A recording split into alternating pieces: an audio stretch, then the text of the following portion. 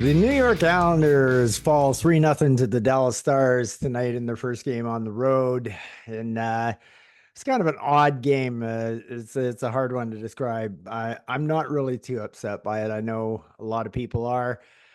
Sucks to start the season with just a tie in our first two games. There's nothing worse than starting out behind the eight ball and then trying to play catch up right off the bat. And I know it's early, but that's the way it is in today's NHL, man. You don't want to fall too far behind.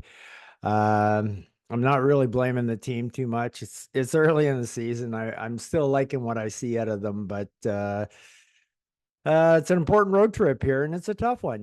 Dallas to Colorado to St. Louis. Now, the one that it sounds a little more daunting than I really think it is. Colorado is really not the same team. Don't get me wrong; they're a good team, and they're a very good team, fast skating team. But if once you get past that top five players on Colorado, the second, third, and fourth line are pretty average. Like, go take a look at the roster sometime and take a look at it. So hopefully we can bounce back in our next one on Monday night against Colorado.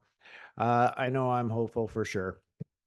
So we jump into the first period. I thought actually that the Islanders were the better team in the first period. We doubled them in shots, 12-6. And I thought we had our legs and everything was going good. And we looked way cleaner than anything that I saw in game one in period one there. But we may have won the period, but we lost on the scoreboard. We were down 1-0. Uh, and this happens far too often with us, like it's such a discouraging play because we almost scored down at the one end and then they come back and then everybody just decides to leave all their assignments. Dobson lets guy go flying by him. Sagan's wide open in the middle of the slot. I mean, granted, there was some nice tic-tac toe passing and whatnot, but still that shouldn't have been scored. And then even Varley, like he didn't even really move on the play. He just did his cookie cutter goalie pose and didn't even really move his arm at all when the puck went by. And I just thought, that was a time that we could have used a big save, like that was easily savable. Sagan didn't get everything behind it. It was a nice shot, granted, and a lot of times, even like Sorokin, they'll miss it. I guess I was just disappointed because we'd had such a good period up to that point. But anyway, we let Sagan score, and it's 1-0. Then we go into the second period, and it's just a complete turnaround. And all of a sudden, the word of the day last podcast I had was turnovers, turnovers, turnovers. Well, seems to be carrying on into this podcast as well because period number two is horrible. Not a lot to like about the second period at all. Dallas completely took over and basically evened up the shots, so they kind of 2-1 us in the shots in the second period, and they grab another goal, and 2-0. We're down. Jamie Benn. Uh, I so I guess what I'm trying to say is it's like, we have a great period and we come out of it down 1-0. And Dallas has a great second period and they come up out of 1-0 for that period and lead the game 2-0. And it's like, okay, yeah, that makes sense. You better team should end up going out 1-0, but it happens way too many times with us that we're the better team in the period. And sometimes we just come out tied or losing. And it's just ridiculous. And the goal to, what a way to have it scored on us. We had two players overskate the puck. Uh, Pretty much that was Sipakov's puck to pick up, and he just got excited and skated, and puck was bounced right over his stick. Palms was going to go for the puck as well, but he thought Sipakov was going to get it, so he kind of backed off, and the two of them were kind of going at the same time. And in the meantime, they go flying by, both Palmieri and Sipakov, and there's Ben sitting all by his lonesome, and easy goal for 2-0. So that wasn't good. So thankfully, we got out of that period just down 2-0. I wasn't really sure what I was going to see in the third period, but I was very pleasantly surprised with it was probably our best period of the year so far. The year only consists of 2 games, but yeah, we completely dominated the third. I won't complain about I won't complain about our effort tonight. The effort was definitely there. The guys were trying, they just weren't executing. And we have too many times where we fall into a little fall asleep for just like 30 seconds, 60 seconds, and we pay for it every time. We can't fall asleep at the wheel. And I don't know what happened, like from preseason to regular season, but all I know is that our gap control in preseason was outstanding. And it doesn't matter if you're playing against good players, bad players, or whatever. If you're doing the gap control properly, it works. And we were doing it. So, and it worked perfection. And now we're just not doing it. I just don't get it. I'm going, you guys know what works, and they're just not doing it. And we're not executing right now. We're getting goalied. We've gotten goalied in both kind of games, I think. Even in the first one, I think we got goalied in that one as well. And it's not that Varley's been playing bad or anything. Like he made some nice stops tonight, but the problem with us is one and done. That's our problem. It wasn't until the third period that I think only once in the first 2 periods did we have a sequence where we had a shot and then another one right after. And then finally we had that happen a few times in the third period when we finally decided to wake up. And unfortunately, though, it was just too little, too late. As we came storming back. Ottinger was great. Few flurries in there. Then we give up an empty netter, but it was kind of nice. We usually give up an empty netter in first 15 seconds. At least we hung around for 2 or 3 minutes while we were trying to tie it up. So overall, it's disappointing, but I'm not too sad. I'm on a message board, and the boys tonight, they weren't too pleased with what they saw. I kind of see a different way, like don't underestimate Dallas. That's for sure. This is a team that could possibly win the Stanley Cup this year. So it's not like we were playing against any slouches tonight, and we went toe to toe with them.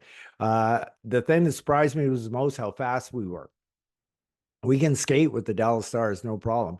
Tonight we got goalied, and that would be the difference in the game, pretty much. We saw it off. We had the better first period, they had the better second, and we pretty much owned the third. So we could have deserved a better fate, but unfortunately, we're just making too many sloppy, stupid little errors. But I'm not really worried about it. All the stuff that has gone wrong in these first 2 games is all fixable stuff. It's all fixable stuff. All the other stuff that I'm seeing, I'm loving, like the team speed, the effort, the hitting. I think we're doing everything right. It's just not working right now. But stick to the plan, and things are going to start going our way. So let's talk about some of the players tonight. So Siplikov, obviously not as good as the first game. He still had a good game, made a lot of good plays, a lot of good hits, but he had 2 extremely bad turnovers within about a 15-second period, and he also had the overskate on the. It, I hate to blame it on him, but I guess you got to make sure you get that puck before you start taking off, especially when the puck's right in the middle of the slot there. So you just can't go running. I know it would have been a good breakout, but you got to make sure in that situation that you're going to come out with the puck for sure, 100%. So, other than that, like I saw positive signs and I saw growing pains, NHL growing pains, a little bit for him tonight. And he's still getting used to the speed of the NHL, and I'm not worried at all. Holstrom, didn't really notice a whole lot out of Holstrom tonight. Plus minus on the scoreboard is a big 0 for Homer. So I guess the third line did their job in that way. They didn't get scored on. They didn't score. So uh yeah. Duclair, not as good as the first game, that's for sure. I thought the first line was flying though. I really did. Anthony had a couple of good chances. He was a little deflated when he missed those, but overall he had a pretty good game. Barzell, uh, Dallas really stymied him tonight, but that didn't mean that Matt wasn't out there working his butt off, because he really was, and he was flying out there. Both are I'm absolutely amazed in the Islanders team speed. I can't believe how quickly we went from such slugs to all of a sudden a team with speed, and it's a system and everything, but we got to start playing the system for it to work. Like we weren't playing the gap control tonight like I know we can, because I saw us do it in the preseason. So I know they know how it works. They just weren't doing it tonight. Like Butch pointed out a couple times when Romanoff didn't step up this one time. There was a whole bunch. And it was like night and day from preseason. So yeah. Horvat, I thought he had a really good game. I thought he was flying out there tonight, making things happen. But even our guys, we need to convert. And the reason we didn't convert is because we are getting one shot against probably a top five NHL goaltender. I would say Ottinger's if he's not in the top three. Uh, so if you're just basically getting shots on him and he can see them, you're not really going to score unless you get the scrambles around him. And that didn't really happen to the third period. So other than that, nice game by Bo. Palmieri, lots of effort out there tonight by Palms. I liked what I saw out of him as well.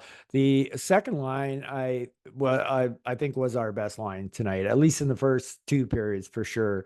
They were, and then everybody pretty much came on in the third period. But I thought the second line was our strongest line tonight, and it showed with the way Palms was playing out there.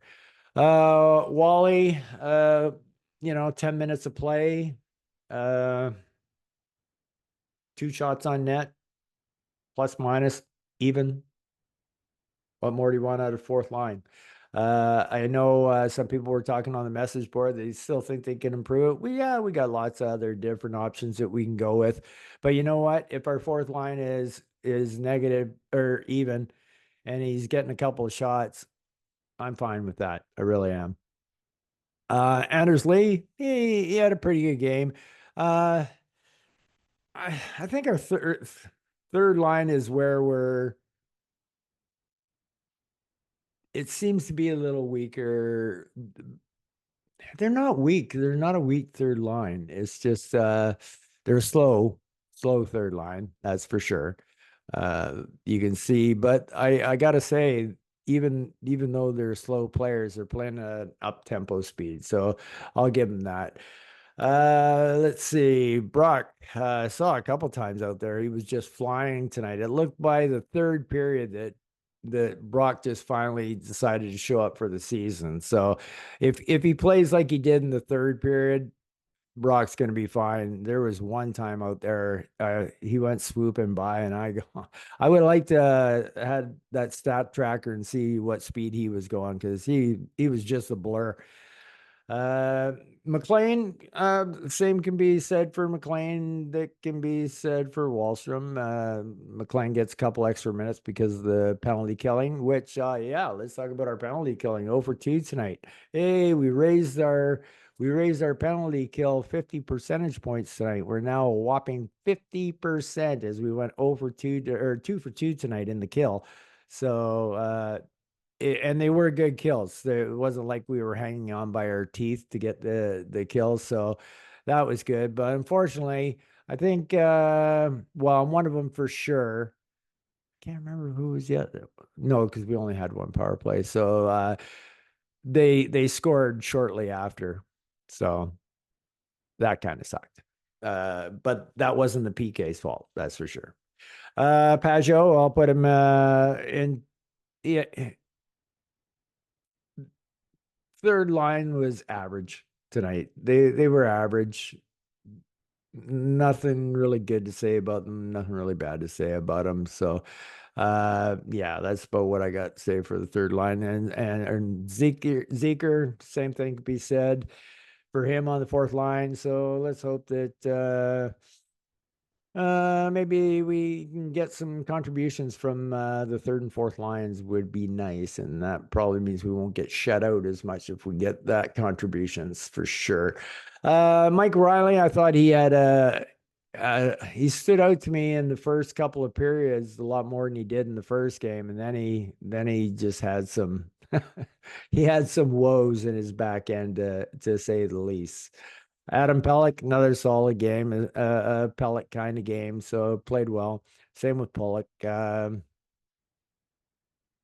They're clutch D guys. They're playing against high end talent. So even when like you got to remember that even at times when Pelech and Pollock got hemmed in, that they're going up against the best night minute by minute. Every minute of the game, they never really get a relaxing time to just go out there and play with a third or fourth line or something like that.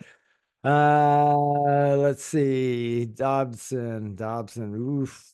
Well, at least in the first game, he had points to go with his bad game, but man, he's getting beat. He's turning over. I'm just hoping to write this off as a early season slow start, even though it's not a slow start in the point department, but the turnovers and letting defenders get around you and bad positioning, that's just not going to cut it.